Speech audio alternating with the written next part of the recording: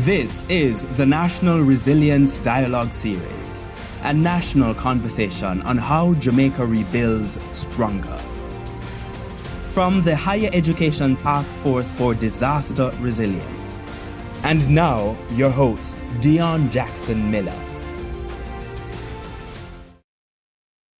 Thank you so very much for joining us for this important series of conversations, the National Resilience Dialogue Series. It's a series of 7 panel discussions we're having. As you heard, they're put on by the Higher Education Task Force for Disaster Resilience. And we are bringing together the brightest minds in academia, in the private sector, in the public sector, all with the aim of finding out how we can not just rebuild better after Hurricane Melissa, but how we can safeguard our country as we look towards other Melissas. And trust me, based on the science, it certainly looks as if they're coming. Now, this first discussion looks at the most obvious evidence that's left after a country has been hit by a Category 5 hurricane, as we were. We're talking infrastructure. What was the damage? What are the implications of the kind of damage we suffered? What do we need to do as we look towards June 1 and the start of another hurricane season, and then another,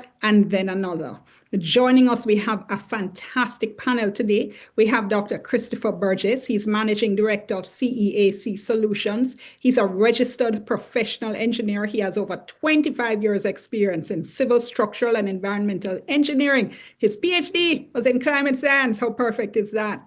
Dr. Omar Thomas with us as well. He's a civil engineer. He has expertise in transportation and civil engineering management. He's Deputy Dean of Outreach, Internationalization, and Marketing for the Faculty of Engineering at the UWI Mono. Mr. Dave Allen, another engineer, registered professional engineer, National Building Code consultant, and a lecturer at the University of Technology, Jamaica. And Dr. Carol Archer, Professor of Urban Planning and Public Policy at the University of Technology, Jamaica. Her areas of expertise include urban planning, public policy, and housing. And let me turn over to Professor Archer to give us a very brief overview of what it is we're doing here. You're on mute, Dr. Archer. Thank you, Dion, and good evening to everyone. It's an honor to be on this panel with my colleagues.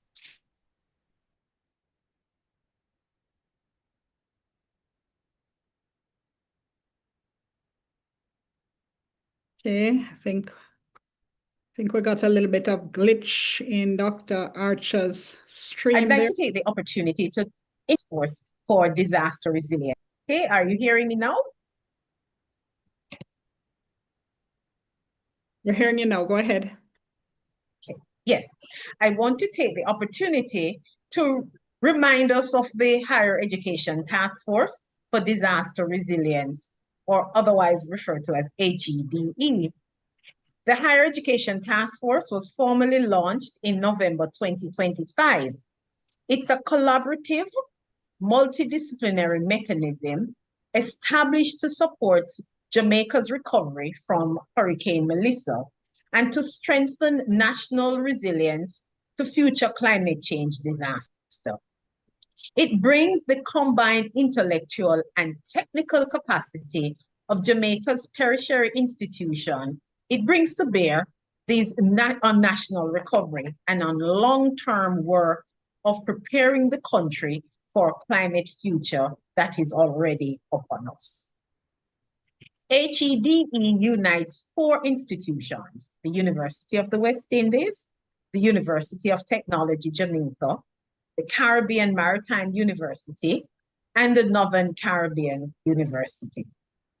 Around the table, we have experts across medicine, engineering, climate science, geospatial analysis, economics, and social recovery. HEDE is not academics talking to ourselves. From the outset, we have built this task force to work alongside government, to work with private sector and civil society. Recovery is not something university can deliver from the lecture theater. It happens when researchers, ministries, businesses, faith-based groups, and community organizations sit at the same table, staying there and working on solutions. That is the table that HED is helping to set. Our mandate rests on 4 pillars: technical analysis, policy advice, community engagement, and coordinated recovery and rebuilding support.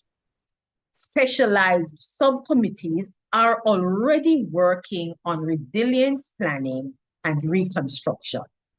And we are deliberately extending into social and the behavioral side of recovery, because some of the hardest decisions ahead include possible relocation of vulnerable communities. And in this regard, we will have to build trust as much as we have to come up with engineering innovations. The bulk of our work is delivered through 6 specialized subcommittees that function as our think tank. They are infrastructure and reconstruction, social and psychosocial recovery, public health and medical services, and education continuity and academic resilience. The structure is deliberate. It means everything from engineering coastal improvement to addressing the trauma that a child from St. Elizabeth is faced with. And it's also about building trust so that Jamaica will remain resilient against future climate change disasters. Thank you. Thank you so much for that, Professor. And I mean, I just loved everything you said there. I mean, the word, the phrase, the climate future, that's already among us. I think that's something we always have to bear in mind. And I especially love the fact that you said we're not academics talking to ourselves. You know, this is no Eiffel Tower business. This is real world applicability of the very important work that our academics are doing. So yes. I'm going to ask each of our guests, before we start with Q&A, I'm going to ask each of our guests just to, you know, say, having heard Dr. Archer, having heard Prof. Archer, what it is they see as the most important issue that we have facing us, and how this particular discussion is going to move us forward. Let me start with you, if I could, Dr. Thomas. Yes, thank you, Dion. I think one of the biggest problem is that we find that many buildings, many structures are still not being built to the required engineering design standards. This is largely due to affordability, also due to the general construction practice in certain areas, and also the level of enforcement that the relevant agencies are able to give. But I hope that this discussion will push the desire for us to have a higher level of construction standard, and a push for owners to not only design, or not only have the desire to design for everyday conditions, but we have to look to design for extreme events such as earthquakes, hurricanes. And so I hope that out of this discussion will be a greater awareness and a greater push in the industry to design and to construct to the required standards. Well, when you talk about not building to code, I think that throws us directly into Mr. Allen's territory. So, Mr. Allen, you want to pick up there? Yeah, sure. Yes, pleasant afternoon, right? Right, I support everything that Omar mentioned just now, right? And it relates to code. The truth is that for over a decade, probably close to 2 decades, there have been a great amount of voluntary service done by the Jamaica Institute of Engineers, the Institute of Architects, and other professionals and the Bureau of Standards in developing the national standards, and particularly the National Building Code, which prior to about 2009 or so, we did not have a national code, but in fact, the Act of 2018 empowers that code to be used. And so we do have codes which are done to international standards. In fact, it's benchmarked on the International Code Council standard document. And so we have the codes. And for long in Jamaica, we speak to standards, and the standards are there. One of the greatest things that we have, that has beset us, is the matter of enforcement. And that, I believe, is where we need to strengthen the institutions that are to enforce the courts, particularly the municipal corporations, right, and the other agencies like NEPA, right, and so on. So these organizations need to be strengthened. And so, with, of course, we know a bill being passed in Parliament. We look very, keenly at what will happen, because it's my hope as well, as we go forward into the Senate, that some wisdom will also prevail in certain areas of that bill, to ensure that we have the institutions that are supposed to be the vanguard of safety in terms of environmental impact, that these are strengthened and not weakened in anything that we do. Thank you. Thanks so much, Dr. Burgess. Let me bring you in. I mean, I know it's such a nuanced conversation, because the issue of building codes so important, standards, as you've said, but then on the other hand, we have people who say they can afford to build nothing better than the wooden houses in which they were living, and which many of which actually fell in around them during Melissa. So really looking forward to see how we take that conversation forward. Go ahead, Dr. Burgess, over to you. Good afternoon, Dion, and listeners and fellow panelists. I believe the question was, what do we see as the biggest problem facing us, correct? And moving forward, well, let me start by saying what I don't see as the biggest problem. I think the code is fine. I think the code is 98% perfect. What I'm most worried about is really two things, and I think they go hand in hand. One is, I'm concerned about those who remain fragile because of their land tenure issue. There are about 30,000 homes that were totally destroyed. Majority of them, 90% of them, essentially did not have secure land tenure. Nationally, there are 200,000 families that do not have secure land tenure, and tied to land tenure is fragility. They build with board house, not because they necessarily want to have a board house, but because that's what they can afford. And there's a very interesting article in the Star a year and a half ago, interviewing the man who builds a lot of these board houses in Westmoreland, and he tells you why he has customers and why people build with board house. But this is something which, they think it's the anthropologists and the politicians will tell you as well, in terms of why people have board houses. It's a land tenure issue. So the first problem, I think, is how are we going to replace or to help those 30,000 families that were wiped out in the first instance? But on a national scale, there's 200,000 families that live in these precarious situations. And if Melissa had gone down the center of the country the way Gilbert did, we wouldn't be dealing with 30,000 homes totally damaged. We'll be dealing with more like 150,000 homes. So that's the biggest problem I see facing us. We remain fragile. And when you look at the numbers, we're just as fragile as we were with Gilbert. And we have to address that. Added to that, if I could get a second bite of the cherry, Dion, would be our institutional readiness for another hurricane. I don't believe we were ready for Melissa. Some would say, oh, we could never be ready for it. Well, I don't believe we'll be ready for another hurricane if it happened like that this year or next year. I believe that our disaster management systems are geared to responding to something more suited 30 years ago, 40 years ago. Instead, what we're coping with now in terms of another problem is that in the last 30 years, we have 3 times as many intense hurricanes per decade. And in terms of damage, we're experiencing 4 times as much damage, from 2 billion each decade to now about 8 billion a decade nationally. You can't respond with the same tool that you had 30 years ago. So that's another problem. Okay, thank you so much. Okay, Prof. Arch, I'm actually going to just dive straight into the Q&A now. And because your areas of expertise span so many of the issues we've been talking about. But let's start with housing. Dr. Burgess there gave us a really good insight into what the critical issues are. Tell me from your perspective now, how do we move forward on this issue? We've seen certain kinds of steps being taken. Are they the right ones? What do we do? What should we be doing now? Let's start with that. So I fully endorse Chris's position to start with the issue of land tenure. Given our colonial history, that's an area that we have failed our people miserably.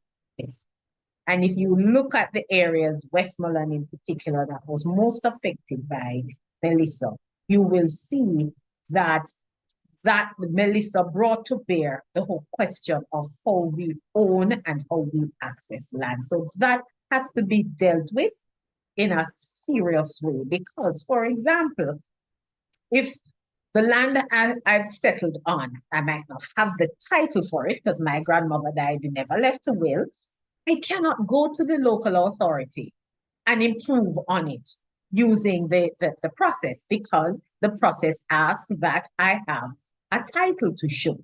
So we need to revisit our policy and our legislation as it relates to issues around ownership. The other thing dealing with the land has to do with resettlement, relocation. If you look across the Caribbean, in Dominica, in some sections of Barbados, they were able to enact legislation, implement policy to relocate persons who were affected. We have not efficiently and effectively implement relocation strategies. In fact, because of the work that is required, and we do have a relocation legislation, right? But it has not been properly applied because, for one thing, and that's another area that I'm most concerned about, at the community level, the institutions that are supposed to be in place, the community-based organizations, the community development committees, those have been disempowered. And so to work through and work with communities, a question of empowerment for access to land and to provide relocation services, those are non-existent. Then another point I want to make, and then we can move on, is in terms of the types of housing that and housing solutions that we are providing. There's the issue of affordability and adequacy. Affordability in the sense, and you know, I look forward to Chris's opinion piece in the newspapers, because he really highlights the question of affordability. What is it that the average Jamaican can afford? And we have been building units that the average Jamaican cannot afford.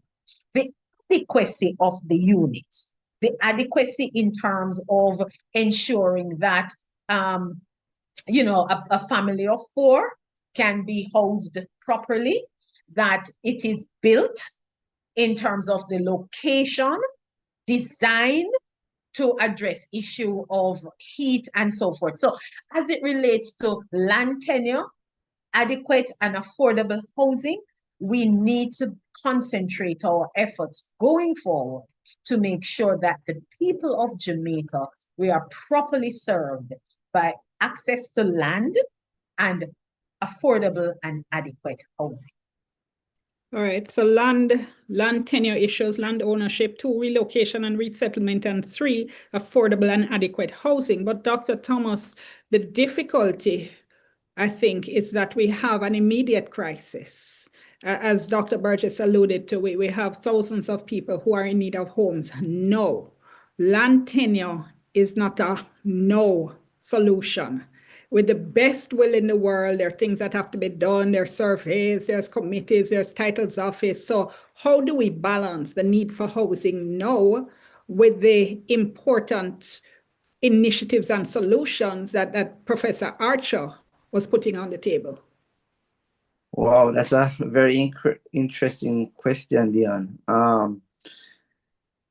I mean, one of the things they need to look at immediately after disaster. Many times persons are displaced, they're placed in shelters. I think there needs to be better planning as it relates to shelter accommodations immediately after disaster.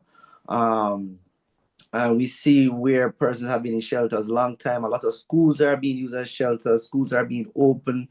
And so I think going forward, as part of the disaster planning, I think the relevant agencies need to look at what are standard shelters, temporary places where persons can stay temporarily immediately after disaster. You want to make sure these places are secure. They can withstand earthquake loads. They can withstand wind loads. They're not susceptible to flooding.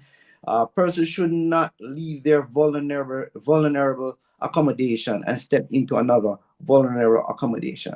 And so I think this is one aspect we can look at in terms of the future planning, looking at shelters. Another aspect is looking at the whole transportation issue as it relates. You want to make sure that there is easy access after a disaster. And so I think the government has started some discussion where this is concerned. You want to make sure that certain classification of roadways exist.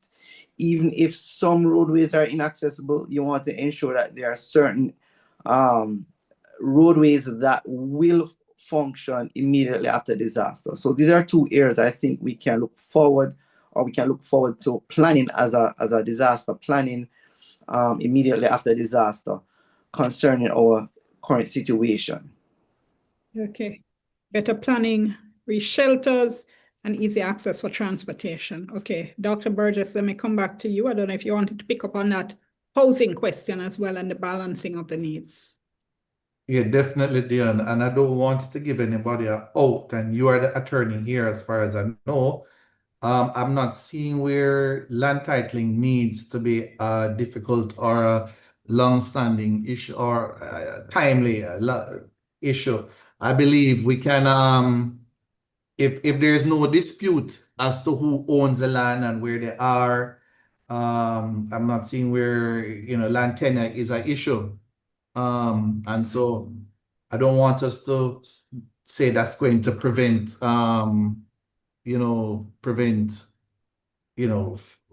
regular formalization from going forward if there's no dispute. Give the people an affordable home. I see churches doing solutions for 1.5 million and 2 million. That's not a huge hurdle to pass. So let's solve the informal thing by giving them a home and entitling them afterwards. The 2022 registration of titles special provisions amendment, I think, makes it quicker. It's just for us to get the process going like LAMP did, in the past. They did 30,000 titles, I think, in a few years. I think we can get it done if we apply ourselves, yeah, and build affordable solutions.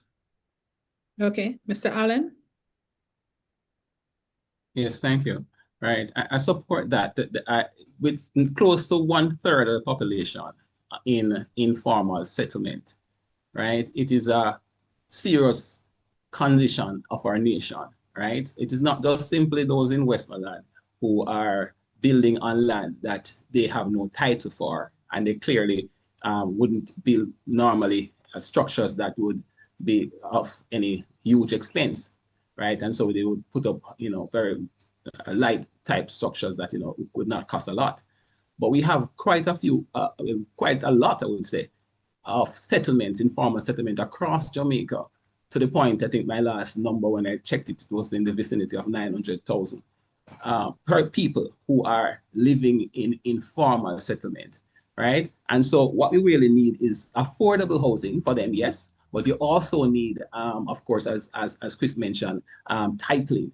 But beyond that, government need to ramp up whatever system they have in place to maybe formalize. Is not a good way, but I know some time ago the Ministry of Housing have a particular unit that was, in a sense, formalizing these informal settlements. but it needs an aggressive push from government. We know some about a year or two ago, maybe 2 years, we had something on TVG, I believe it was, that they looked at the housing crisis. And the crisis has only gotten worse with Melissa, right? And so government need to play a really big role in developing communities, right? That are sustainable in one way, because of course it is formalized. It has infrastructure where it can be policed.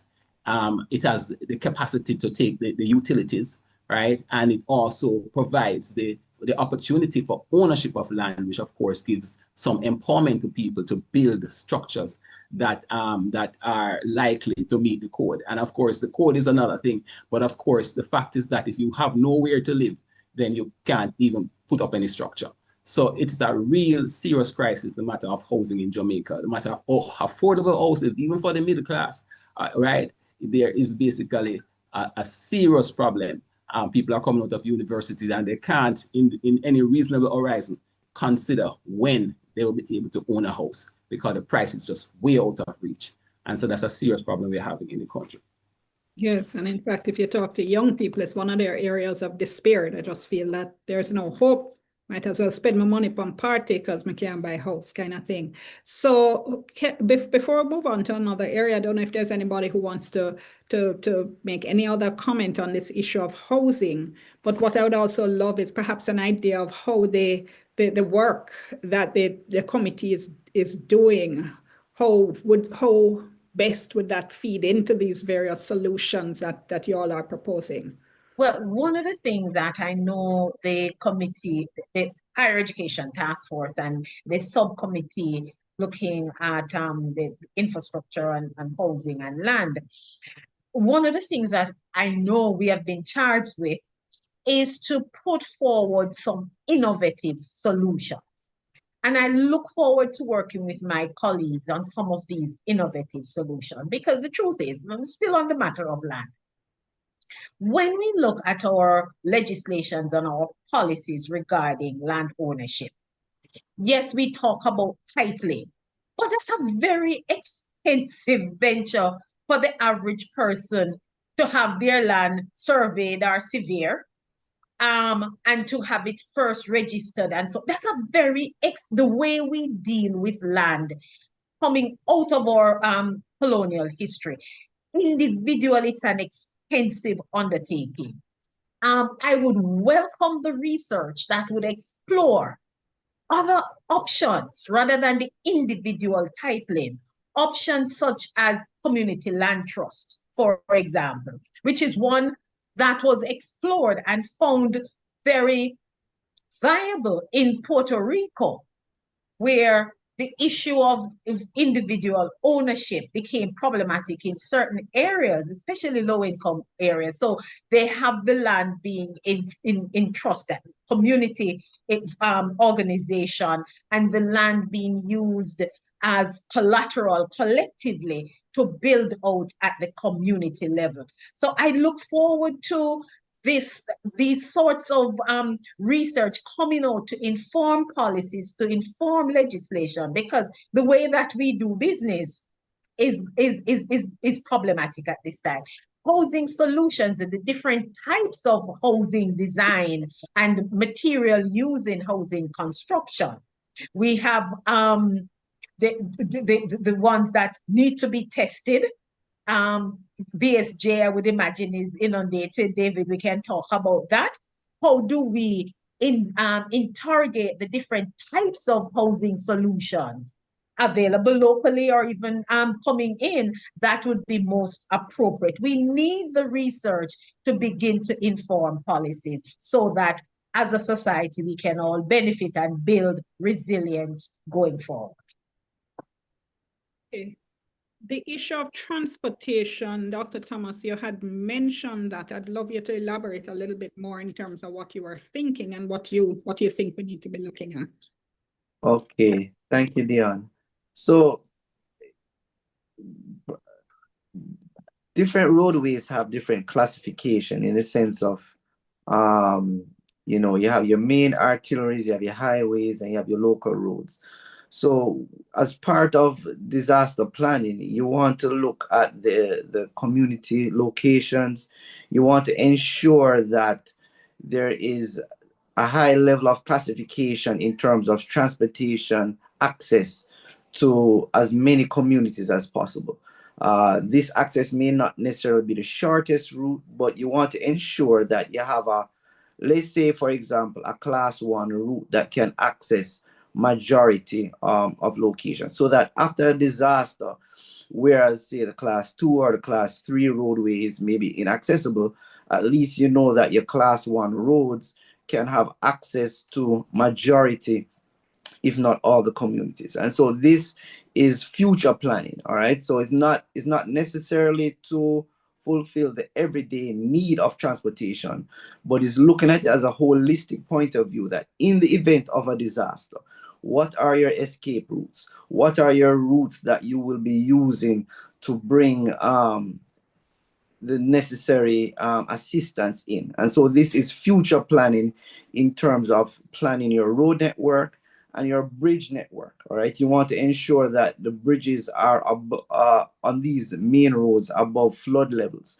Where some bridges may be inundated, you know that your disaster escape or disaster access routes are designed at a higher standard. And so I think there needs to be a more holistic view in terms of planning your road and bridge networks for disaster response. Okay, so this then is the ideal time for that kind of future planning that you're speaking of. That is correct. Yeah, it is correct. All the work being done. Transportation, I see a look on your face, Dr. Burgess, like you have something on your mind you wanted to jump in on. Yeah, something else to look at, yes, drainage and flood control, I agree, but I'm going to still back for housing should be number one in Yes. terms of priority. It had the most severe damage, and at the end of the day, I find that institutions like NWA, JPS, etc., they tend to NWC, they tend to recover faster, quicker. They have the resources, the professional manpower, etc. But does anyone know how many roofs are back on in Westmoreland? I hear they are in St. James, South St. James, or in Black River. I hear there, whether it's 5 or 8 businesses that have reopened in Black River, 5 or 8 out of 100. It's of small business people. I'm concerned more about those who are most vulnerable. So, but yes, roads do need some attention. I saw several issues with roads post Melissa, especially on the road between St. Elizabeth and St. James. It was in terrible shape because of the lack of drainage, and obviously with Catherine Hall, the issue being flood control. At like any attention to road need to also take into consideration drainage and the associated flood control, so don't end up back with another Marcus Garvey situation. Okay, that issue of roads, Mr. Allen, let me bring you in as well, because boy, Right. if you listen to any Jamaican right now, of course, whether it's dropping in potholes or the state of the roads or the roads being eaten out. And of course, we know in Western Jamaica, many of us saw it for ourselves, just the way the roads had been eroded, and which raised questions perhaps about how the whole way we think about coastal development. But let me bring you in on that thought. Yeah, thank you, Dion. Right. I support what Omar is indicating, because I don't think it is something that is really being considered in any serious way, right? You see, after Melissa, there's a drive to go and build back, but the build back seemed to be build back what we had, right? So in a real sense, in terms of disaster resilience, right, we need to think that kind of way, a way to say, can we ensure that our arterial roadways, a certain network that is accessible? Because yes, it is that we can't do only one thing. And so I'm thinking that with the significant spend that we are about to do, some monies really need to be allotted to reviewing the network that we have, the bridges, the roadways, and in fact, roads comes with drains. The challenge is that over many years, we have neglected the drains because of the expense. but it costs us in the long run. And so what really needs to happen is that the road network needs to be revisited in terms of the 100-year flood, right, in terms of design, and ensure that it takes into consideration what happened in Melissa, and ensure, therefore, going forward, that we don't repeat the same thing, and we don't have the same situation recur in terms of course, the inaccessible communities, because the roads have been made impassable by various things, whether it be trees or water. Thank you. I know what we've heard from Works Agency, National Works Agency, and the ministry as well, is that we've had a national drainage plan for a while. We just haven't had any money to implement it. So we've heard, for instance, that the Spark program that's now underway, that's a road program that's now underway, that it's mandatory that the drains be put into those roads. So I guess we're going to see what happens there. But that issue of coastal development, though, Mr. Allen, let me just ask you to stay with that thought if you could, because we saw what happened in Black River, we saw what happened in some of the Westmoreland communities as well, as we're talking about rebuilding, restructuring, even the housing thing that Dr. Burgess doesn't want us to lose sight of. But do all of these discussions need to be put in the context of how do we develop along our coast? Are we too close? A lot of people have been saying that for years. Are we too close? Do we start to do more setbacks? Is this again the time to have those conversations? It is indeed the time. And in fact, sometimes it is when you go through a particular experience, then you can look back and say that, because of course the engineers would have done their studies, right? And they would indicate where our floodplains, our hazardous areas in terms of building construction, right? So so the studies have been done. I can't say that there shouldn't be more, but the fact is that the building code refers to the areas in which one ought not to build, right? And you are supposed to build, right? And so therefore there's a matter of enforcement as well, right? And so it is that we are informed by our experience, but we also have the data, and that of course will support the information in the building codes that address areas which are prohibited from construction. And so I think in terms of coastal areas, there need to be an enforcement, but there also need to be a greater awareness, I would say, to indicate that these areas are not to be built on, and therefore we are enforcing the codes. But that issue though, and it ties back to the issue of enforcement, and it also, what I'm going to ask ties back to the issue that Professor Archer was raising about the need to look at relocation and resettlement, because I've seen instances in which we have relocated communities, and whether it's a lack of enforcement or what, but you go back after a year or two and people have moved right back into the area that you resettled people from. We've seen it in Montego Bay, the railway lane area. We've seen it as well in St. Andrew along the Hope River. People had been moved Taylorland. Yeah. relocated as far as Yalos, and ended up just going back because they tell you my school is here, my community is here, my church is here. I don't want to be so far. Dr. Burgess, let me bring you in again, because that also relates to your housing concerns. Yes. One of the points someone shared with me when they were a part of this whole relocation effort in the 80s and 90s for another situation was that people refer to where their dead are buried. They want to be close to their loved ones.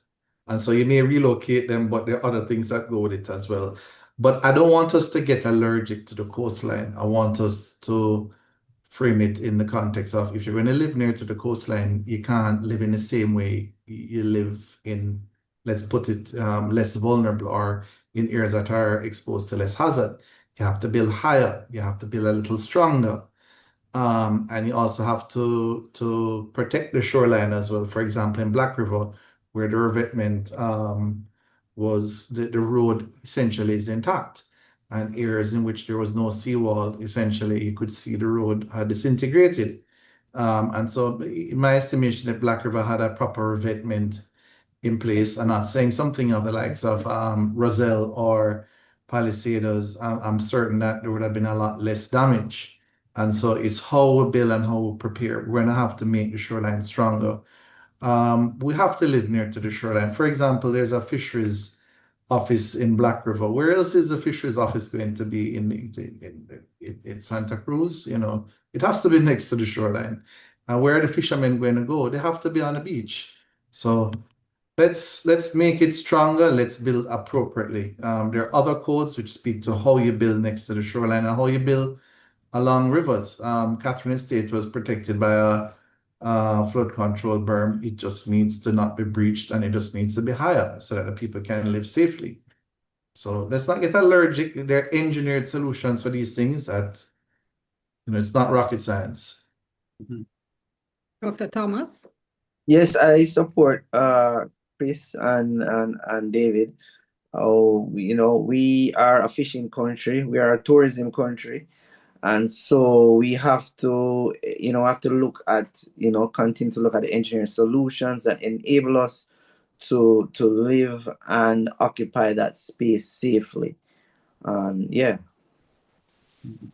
But Dion, if I may jump in here, I think the key to this, because we do have the engineering solutions, is how it is to be enforced, how it is to be maintained.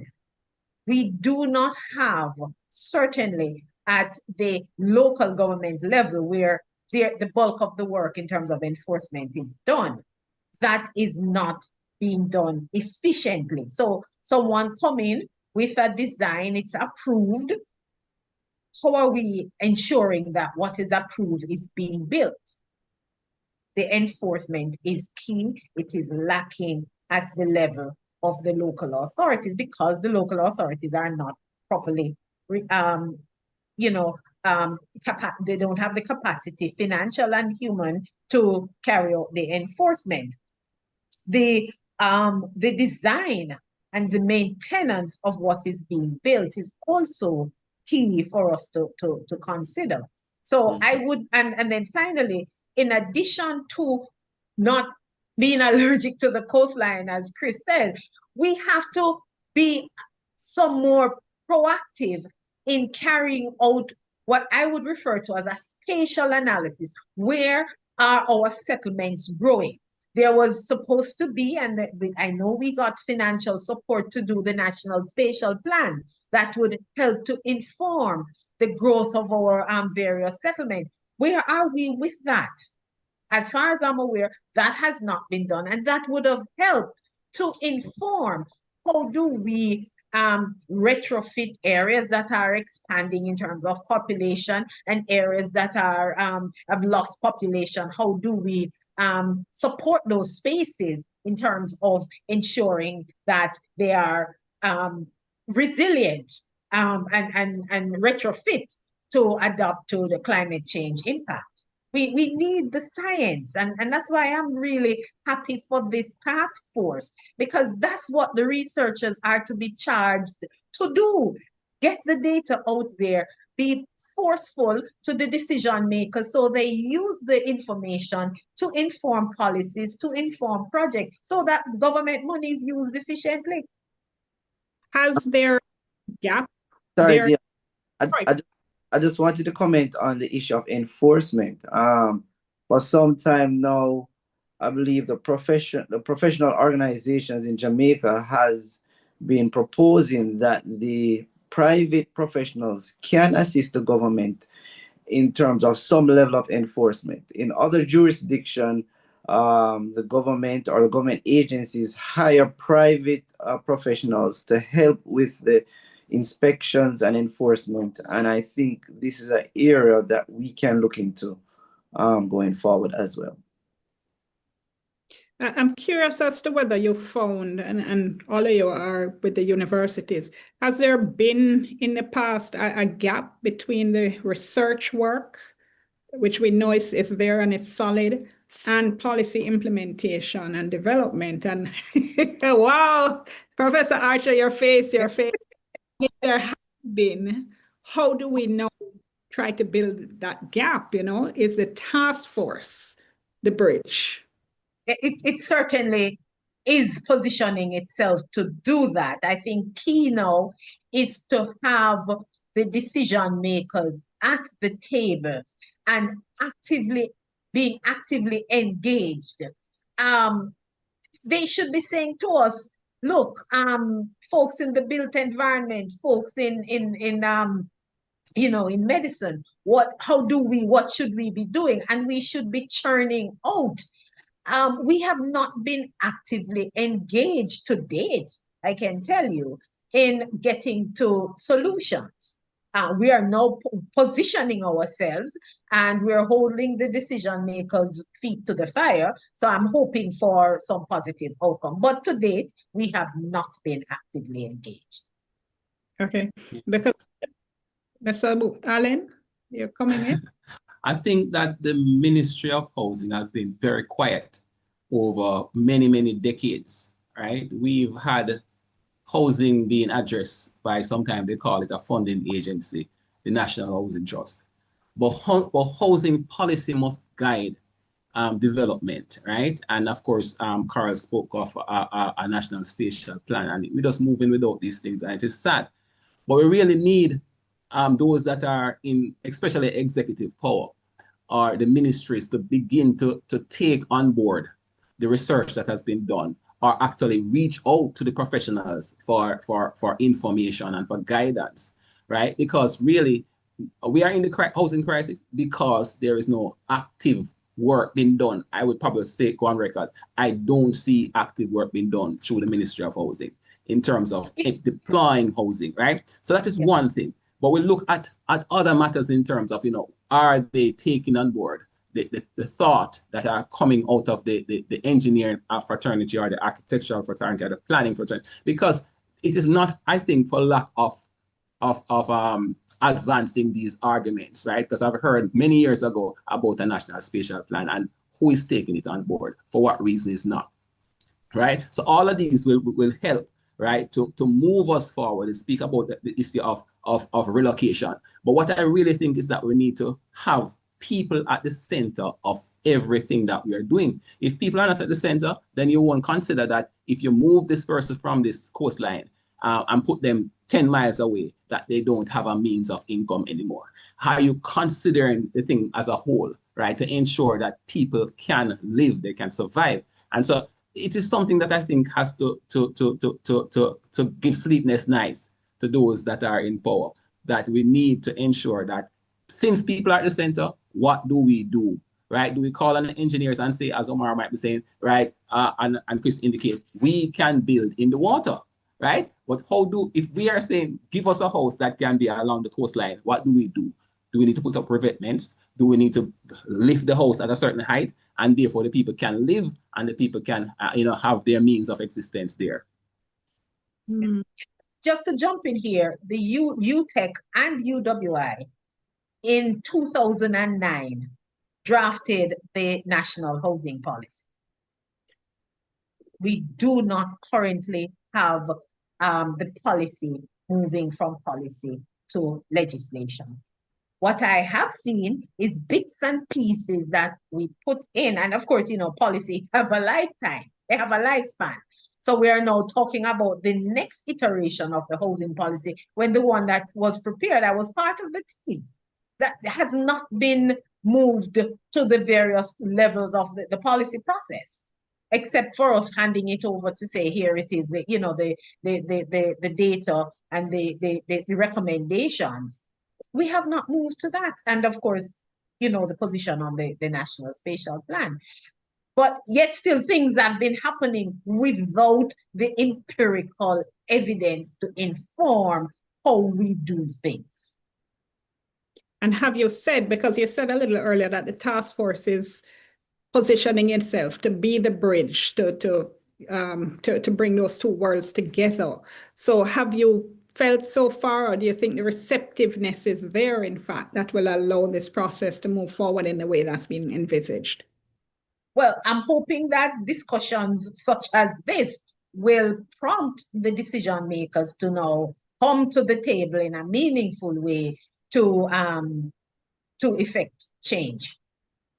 Okay, I just want to say, just before I continue, just to remind our viewers that you're welcome to just drop comments and questions in the chat as we go along as well. In a little bit, I will be going to any questions and comments we have.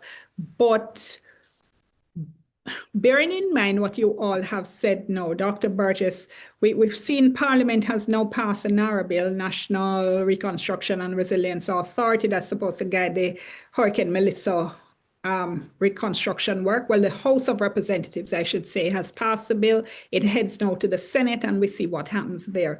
From your perspective, how does that now fit in to this whole conversation?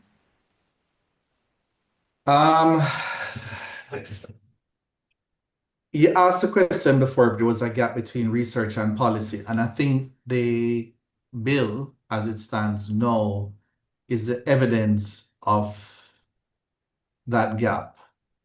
It, in my estimation, despite the call from both sides for trust and all the various things in this low trust society, in my mind, it denies the evidence and the experience that was gained regionally and even locally.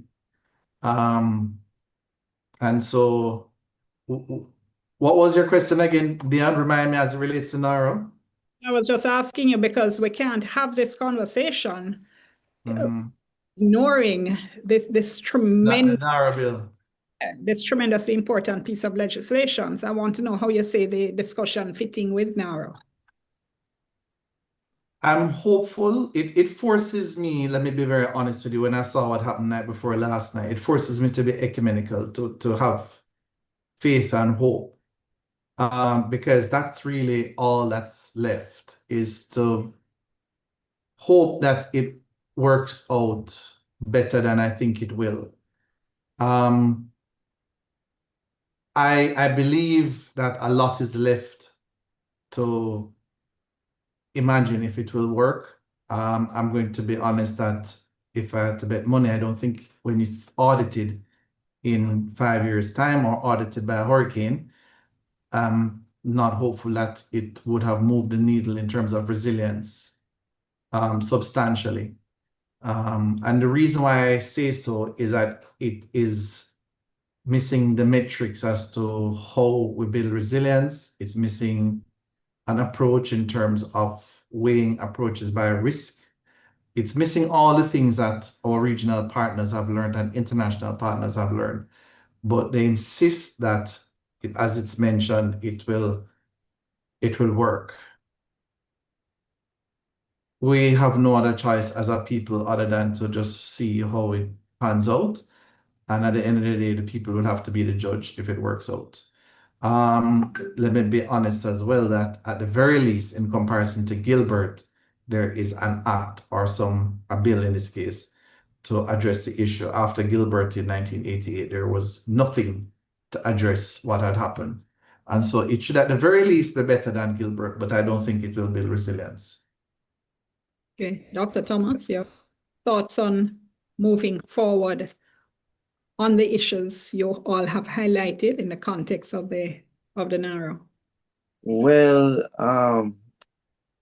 I hope that in terms of the objective of moving quicker, it will address those concerns, but there's still the concerns of accountability and ensuring that, standards are being kept.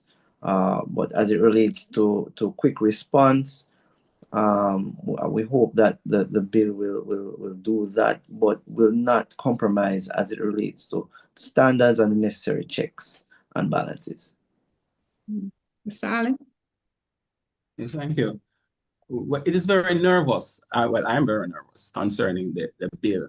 I looked at it and there's a particular clause, right? A clause, I think it's 4F, but a clause F nonetheless, that says that the bill will, that the intent that the person that would lead this, I believe the CEO, will cause programs and plans to include standards, specifications, and requirements for the achievement of climate resilience by works to eliminate or mitigate the adverse effects of catastrophic climate events. And this clause, I believe it is well-intentioned, right?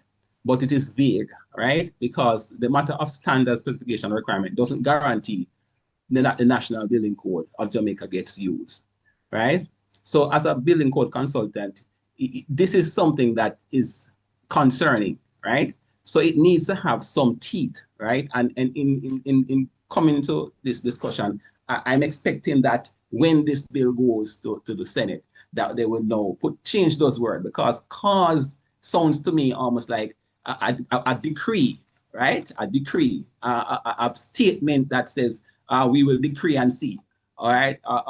You know, it sounds like a divine power given without any substance of what or how it is hinged to something. So I'm expecting some change, something to the effect that to ensure that all programs, plans, and works are designed and executed in accordance with the National Building Code of Jamaica 2023 and any regulations made thereunder, and further require that design and construction supervision be certified by registered professionals carried under the Building Act of 2018.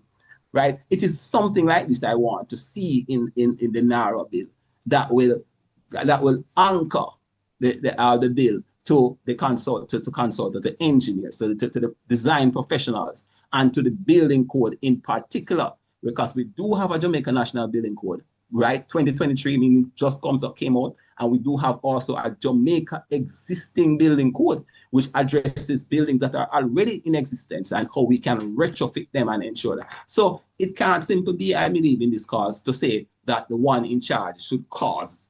How can one person simply cause and is not hinged to any code, any standard, any specific specification, which we do have to the international level. So I'm expecting those things to come out at the Senate level, because what we are seeing now does not gives us any comfort, right? That and there are other areas of discomfort, but just that for now. Okay. Yeah, I'd like a second bite at the cherry, if you don't mind. It is vague. It doesn't have.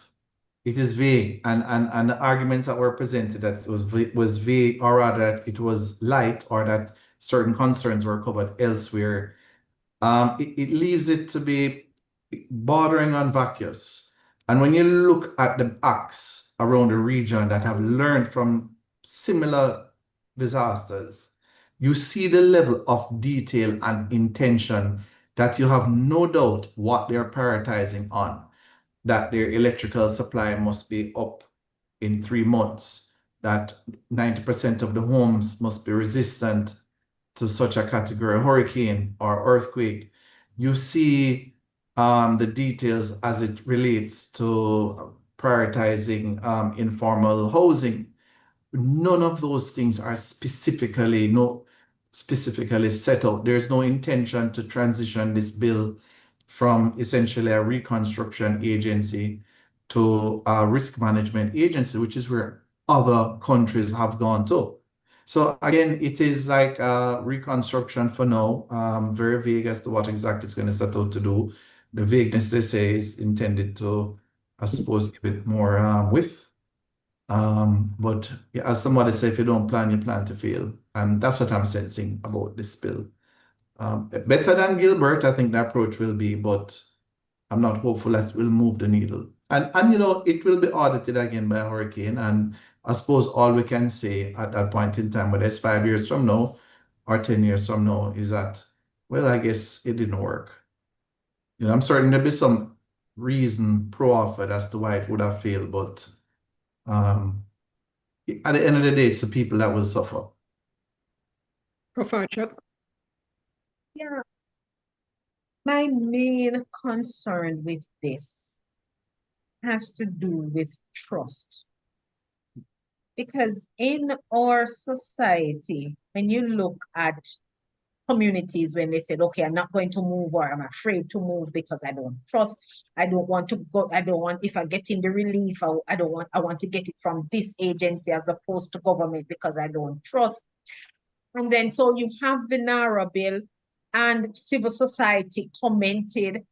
And I think this was an opportunity for the government to say, let us have a reset on trust, because trust is so important in the whole disaster management, mitigation, and resilience building. And we've lost that opportunity, in my estimation, because whereas they could have, either through the HEDE or with the civil society coming forward and say, come, here are some of our concerns. Let us have a quick dialogue about those concerns. So the trust that needs to be reset, because the government needs to reset that trust within the society. This bill would have afforded them an opportunity, but in my estimation, it was squandered. And simple step. Let's hear civil society. They have put forward some very serious concerns, especially about issues, environmental, climate change, impact, and environmental resilience. How do we do that? Let us see how we can take them on board. That never happened. Never happened. As we mentioned, it is heading to the Senate now, and I don't know, perhaps the task force could think about putting together a submission from the Senate, drawing on this. Well, sadly, even at the level of the Senate, and I know that was not the intent, but it has become so partisan in the approach. We saw where, at the House, Mallahu Ford took a position admirably so. I'm hoping that there are persons of similar mind at the Senate, but how we have practiced politics in Jamaica in recent times, I'm not as hopeful. And I think that if possible and if it can happen, I would love to be part to just have the discussion to show and to begin to at least push in a particular direction the decision makers to give reconsideration to some of the concerns that were raised as it relates to the NARA. In the meantime, as we're visioning and planning and preparing, I'd love to know if any of you have case studies, best practices that you've seen, whether in the region or elsewhere, that you think we should be looking at as we go through this process. Dr. Thomas, for you, any? Not particularly. I have been involved in some inspections as it relates to the damages that have taken place in Westmoreland and St. Elizabeth.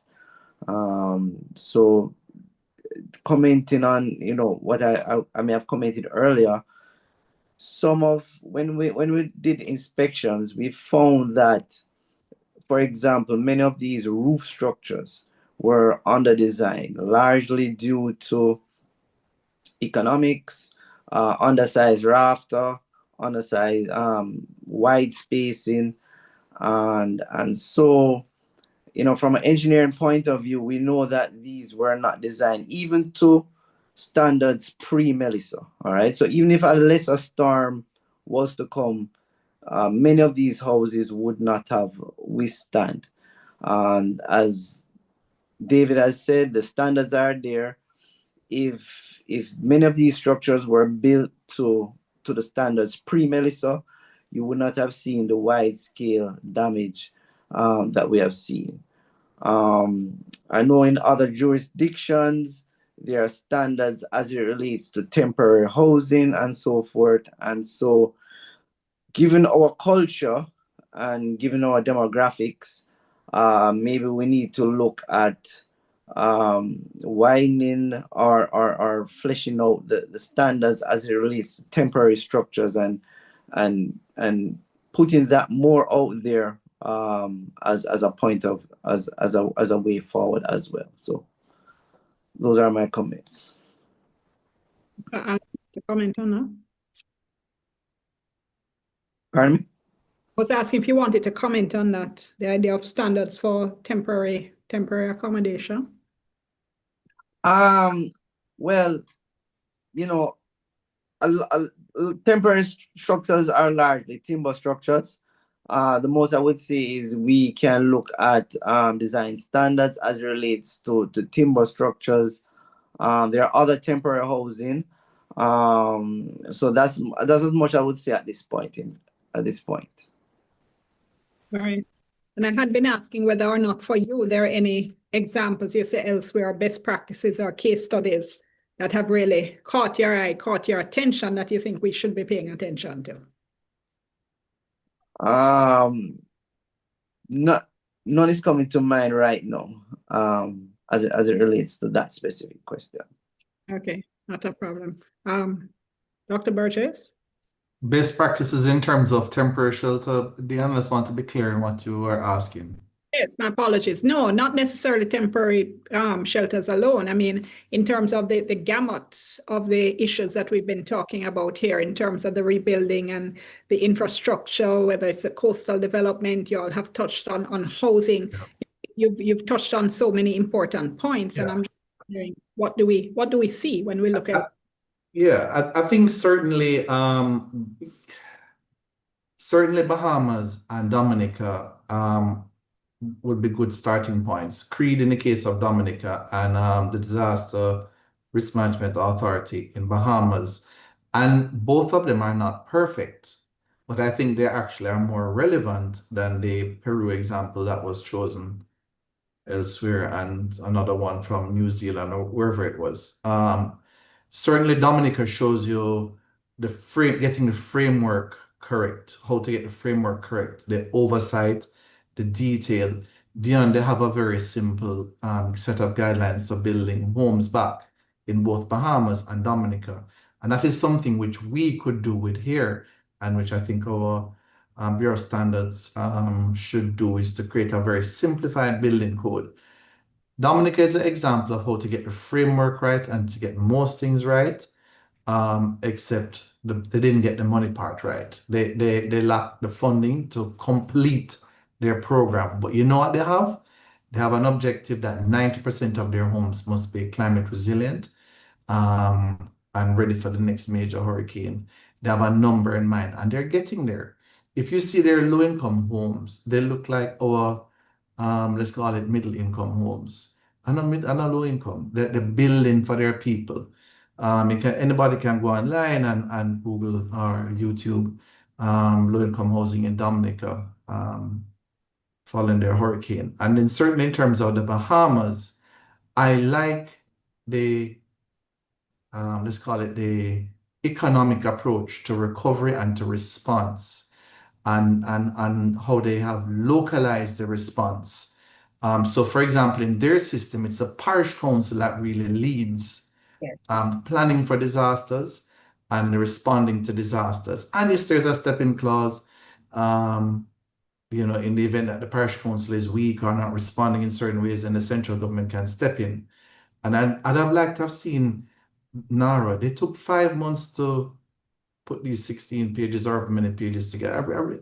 I think if that just done a little bit more digging, maybe, and if the political powers wanted something more inclusive, that carries it to the local level to strengthen the local levels. What we've heard so often in the last few minutes about enforcement, how else can you strengthen enforcement other than strengthening the parish councils? And if you strengthen the parish councils to not only enforce the standard, but also to plan for and to respond to, with the help of the equivalent of an improved ODPEM, to disasters and to recover from disasters, then you have a stronger nation. Instead, what I'm seeing is something more centralized. I mean, I heard what the Prime Minister said about having one person as CEO so that nobody couldn't hide behind a board or not performing. But I'm not certain if that's the best approach to strengthen the country overall. To have one strong CEO, one strong man, and 13 weak municipalities or 14, however many there really are. I think there are best practices regionally that we can learn from. And I think between Dominica and Bahamas, if they were to look at what actually happened on the ground, what is actually happening, their acts, the provision in their acts for responding and managing and planning at the local level, I think we could do better. So yeah, I don't know if that answers your question, Diane. No, it helps a lot. And I saw Prof. Archer nodding vigorously when you were talking about Dominica in particular. No, absolutely, because I've looked at immediately, where else are we doing things in the Caribbean? As first, as small island developing states, we have to draw from the experience. I also looked at you know, in the US, the Katrina, Louisiana, and New York for Sandy. And the key to those two is to empower the local city council. That was key. And we see similar in Dominica. They don't have the formal local government structure as we do. They have village councils, but those were empowered. In Bahamas, empowered local authority. In Barbados, similarly, in empowering at the community, at the local level. And they were equal partners at the table. What we have here in Jamaica is, in most instances, local authority serving as the implementer without being at the table or being bypassed altogether. And so I think we really can learn from the best practice. And, you know, we signed all these international protocols and, you know, UN Habitat, the new urban agenda, building resilient and thing communities. And all of those protocol speaks to empowering local government. We have not done so as it relates to disaster preparedness, management, mitigation, resilience. None of that we've really focused on at the local level, whether it's the local authorities or the community institutions. And the science is showing that's where we need to go, but unfortunately, we have gone opposite. We have good examples to pull from in the region and wider, but we have gone in the opposite direction. So you would have to question as a researcher, what else is informing this decision? If it's not the people, is it something else? And what is that something else? And I think as researchers, we need to come up with the answer so that society can see what is actually happening. There was something Dr. Burgess said, if I could just go back to it quickly before we get too far from it, when you were speaking of a simplified building code. And I was wondering, how does that how would that relate to the code we now have, which, you know, we've been hearing since the beginning of this webinar, just how good our standards are, that our codes are good, that's not the issue. So does the idea of a simplified code now weaken that in any way? I'm sorry, who was that for the end? Let me let Dr. Burgess, since he raised it, and then definitely want them to comment as Yeah, so in the case of Dominica and Bahamas, their simplified building code / guideline, it's 20 odd pages, 30 odd pages, very pretty illustrations, very simple illustrations of how to fasten a roof, how to anchor the roof to the walls, how to build the walls, how to build the foundation. The thing that the man that visits a hardware needs to know. And one of the things I've been saying from the Institution of Engineers perspective is that what we need is a set of 6 posters in a hardware that when the mason goes to buy the concrete nails or the hurricane straps or the zinc sheet, there's a set of posters that he should see, and maybe a little pull-away pamphlet or a pamphlet in a box that he can take back to the site and say, Simasco said this is how we must fasten the sheeting to the roof. And that's what their simplified guidelines do. It offers that very simple understanding as to how to fasten the roof. When we look at the houses that failed, yes, there were formal houses that failed. We know about the ones that even the Prime Minister visited in St. James or Trelawney, and there are others that have failed. But the vast majority of the houses that fail are informal housing. And it's not a matter of well, it is a matter that they could not have afford, and they probably don't know how to fasten the roof properly to the wooden house. And board houses can work, you know. We found an example of board houses that work. They just certain elements just need to be a little bit bigger and also braced and tied together better. And we need to get that very simple information out of the building code and into the hardware. Oh, I think I understand, you know. In other words, you're talking about more translating the Yes. document into layman's language. The building code is perfect. It's beautiful. It needs very little updating. There's one aspect that needs to be updated, but by and large, I would not spend much effort on the building code.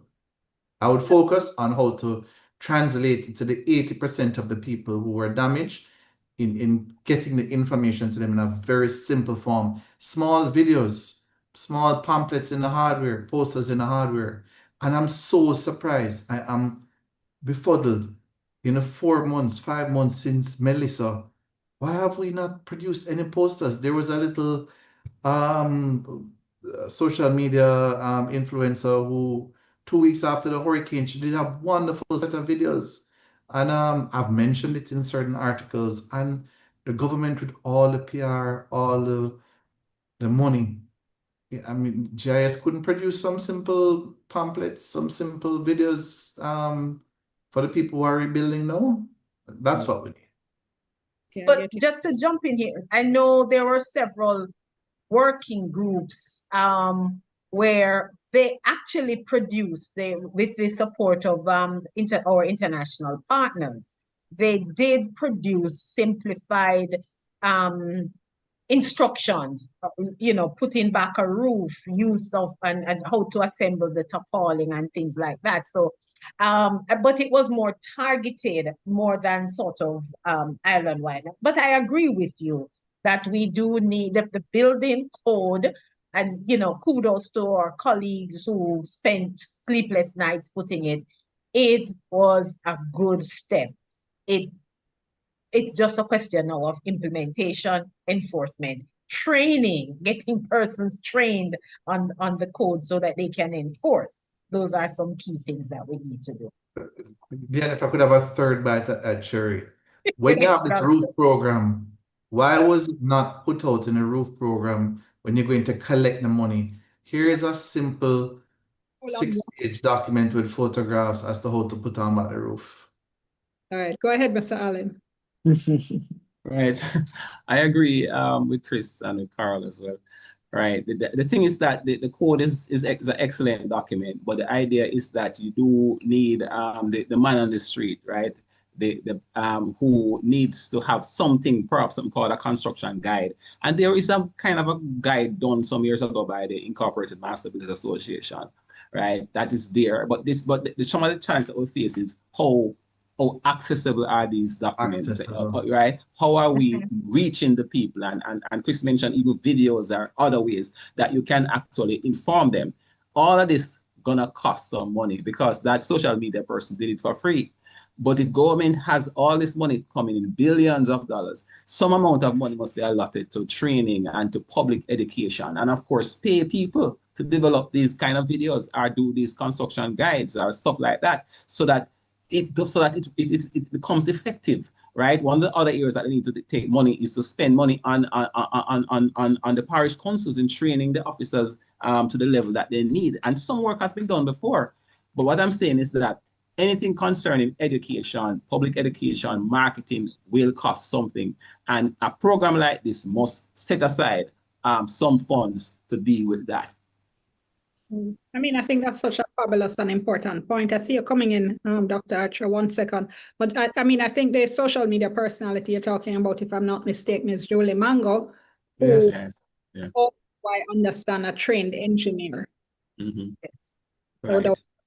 So for less than 0.03% of what roofs cost, you could have produced 6 of those videos. And I know that's what it would cost because we wanted someone like that to produce similar videos for us. But it takes $2, $3, $4 million to produce those videos professionally with the right information. But that should have gone out to the roofs. How is that money being spent now? Are the roofs going to be put on back the same old way to end up back? We already know that the money is about a third of what you need to put on back a roof. But okay, fine. With the third that you receive, how is it being put on? Why was it roofs, the program from Ministry of Labor and Social Security, not producing these videos or pamphlets to give to the people to build a better roof? It's very simple things in the spacing of screws and nails and raft straps, size of rafters. when we drove through the damaged area, we see everybody using 2x4. It's not every roof use 2x4. Some roof need to use 2x6. And it's not every time you must space the rafters 3 feet apart or 4 feet apart. Sometimes they need to be 2 feet apart. And these things are in the building code. It need a communication expert to boil it down to 6 posters, one that cover sheeting, one that cover nail, one that cover hurricane strap, one that cover rafter, one that cover wall, one that cover foundation. And we will move the needle. The car Can I just jump in here? in the local masons and carpenters, the Joe coats, these are the persons that you need to learn how to do it right. Go ahead, Dr. Archer. Yeah, I just want to put a little fly in the ointment because all of that we need to do it. Absolutely. But to ensure just to remind folks on the enforcement side of it, to ensure that people are building to code, we need the regulations. We yet are without the sets of regulations for the building code. So when the officers from the local authorities are approving or going out to inspect, they technically don't have much to go on because there are no guiding regulations. So you can't enforce it because there are no regulations for the enforcement. Just to put that in. I want to stick in a little bit if I might be allowed. So Carol said there's no regulation. Technically, there is none. This is simply because the regulation have not been signed, right? Because so they are done, and it's months ago that I hear, and I was flabbergasted, you could say, that the regulations are complete. They are now at some minister or a minister's desk sitting down to move. So the fact of the matter is that a lot of work has been done. The code is complete. The act is complete since 2018, right? And that is how long? That is 8 years ago. And up to now, though drafted, the regulations remain in draft. And they need to be signed off on, right? Because Carl is indicated, because without them, you cannot bring to bear the sanctions that are carried therein, right? You can hold to some account, to some things, right? Because you reject certain development if they don't follow the building code. But what it is that you find people who are in breach, how are you going to sanction them? And the regulations are what is needed for that. Okay, I had no idea of that, but that's something I think we can certainly follow up on in another forum and try to get some more information and maybe try and light some fires in appropriate places. Dr. Thomas, I haven't heard you for a little while on. I concur with the simple way of portraying the building standards. Again, from my inspections in the West, I've also observed the wide spacing of the rafters, the undersized rafters, the lack of hurricane straps, and I've interacted with some of the contractors who are in the rebuilding process, and you have to communicate with them, to get an understanding. How are you going to build this back? And sometimes it's just by you questioning them, you get an idea of their construction methodology, and you're able to input. So I think the practical way or the simplified way of portraying the correct way of, say, building a roof. How is the roof strapped to the wall plate to the walls? I think that will go a far way in changing the culture of the construction techniques that are being used in the rebuilding process. The fact of the matter is, many persons are going to try and build it back the cheapest way, the simplest way, just to get a roof over their head, just to prevent rain from coming in, and not necessarily thinking that they're building this to withstand the next hurricane. And so there has to be a push to at least educate the persons. Listen, if hurricanes come, hurricane season come every year, and so this is a better way to rebuild, so that you can be resilient, and you just may withstand the next storm ahead. Thank you. Okay, we're coming to the final minutes. I do want to Go around the room and ask very importantly, next steps, some of the most important things we need to be concentrating on, I should say, as we move forward. Prof. Archer? Yeah. Well, again, the science is there, the universities, we have done the research. We now need to ensure, and some agencies have used it, for example, at NEPA in preparing the development orders. They have used the science and made recommendations as to where development ought to happen. Unfortunately, notwithstanding the provisions of the development orders, persons who are in position to make decisions, they have gone contrary to the provisions of the development orders. I'm wondering now how this sits with the NARRA. I'm not sure given the provisions there. But I think one of the things we need to have are the recognition of our technocrats, our well-trained technocrats, and what they bring to the table to guide the decision making. I don't think we have pulled on those technocrats enough to help to draft the policies, to help to move the redevelopment effort to ensure that we are building to prevent the impact of the next hurricane. I don't think we have called on the planners or the building inspectors in the parish council to ensure that when they're making those decisions, the recommendation for what to be developed, that they use the science that is there and that their decision is not being overruled by central government. That is something that we have to give serious consideration. The person trained, but they're not being considered. Okay, right. Right. I think over the next 5 years, there'll be quite a lot of money being spent right, under this NARA bill, right? And in one sense, we could say in Jamaican phrasing, haste makes waste, right? And we also understand that those hurricanes are about speed, right? We can't sacrifice speed for soundness, right? And so therefore, it is that we have to now consider that if we are moving forward, we cannot divorce ourselves from the standards. The codes must be the benchmark, and in fact, the vanguard of a safe society in terms of the environmental effects of storms or earthquakes.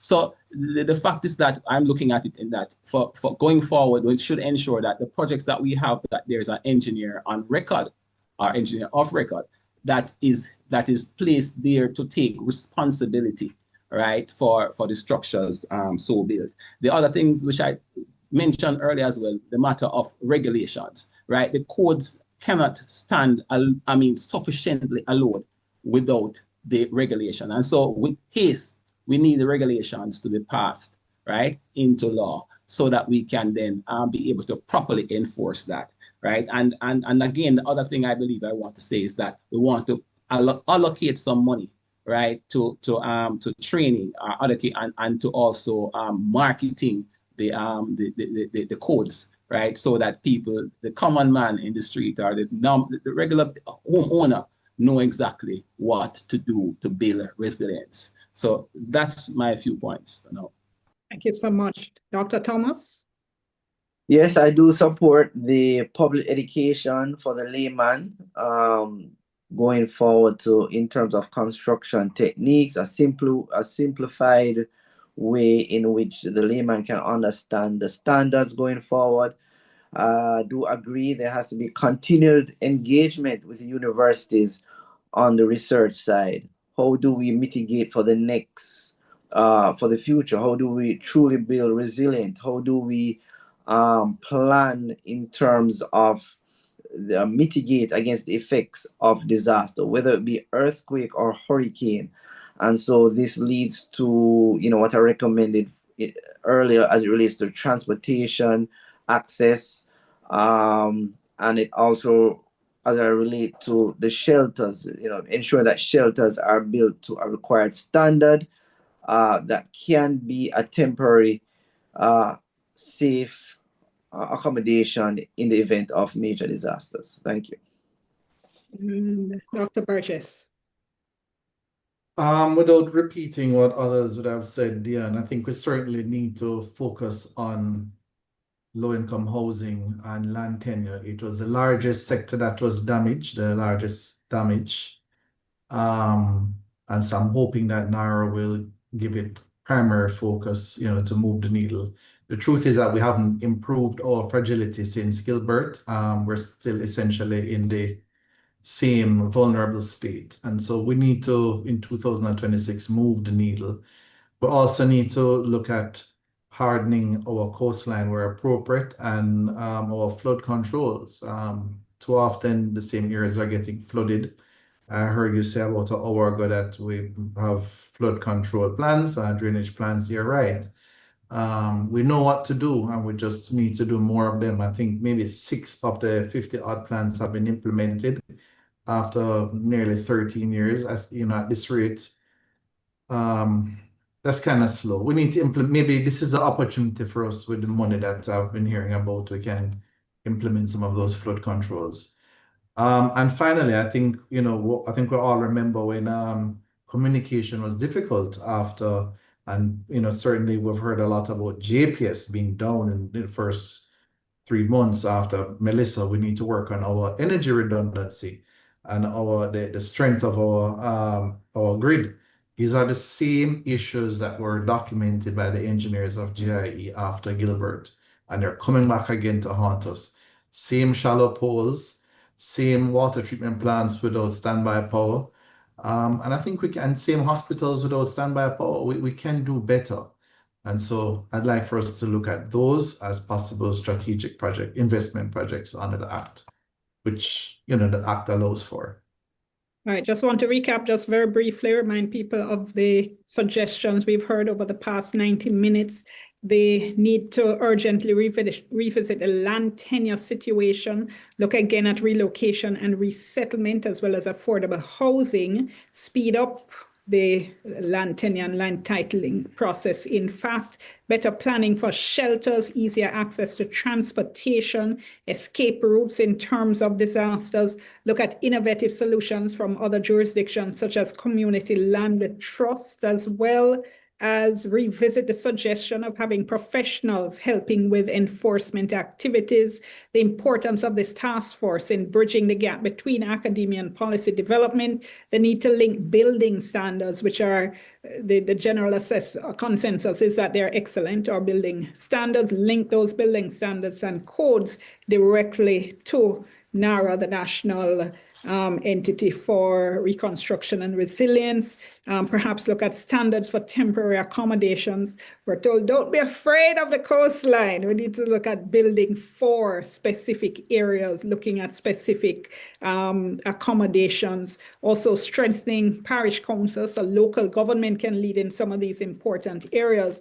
Really, really important point, I think, of simplifying aspects of the building code, putting it in layman's language to educate the public on some of the very basic things they can do to make the housing that is being built as we speak, whether we like it or not. People are not waiting on government to do stuff. People are doing their building. We need to be educating them as we go along. And on that note, that brings us to the end of this first panel discussion in our National Resilience Dialogue series being put on by the Higher Education Task Force for Disaster Resilience. Thanks so much to our fantastic panelists for this first series. We've had with us Dr. Christopher Burgess, Managing Director of CAC Solutions, also Dr. Omar Thomas from the University of the West Indies, Faculty of Engineering, Mr. Dave Allen from the University of Technology, and Dr. Carol Archer, also from the University of Technology. I'm Dion Jackson Miller. Thank you so much for watching. Make sure you look out for panel discussion number 2.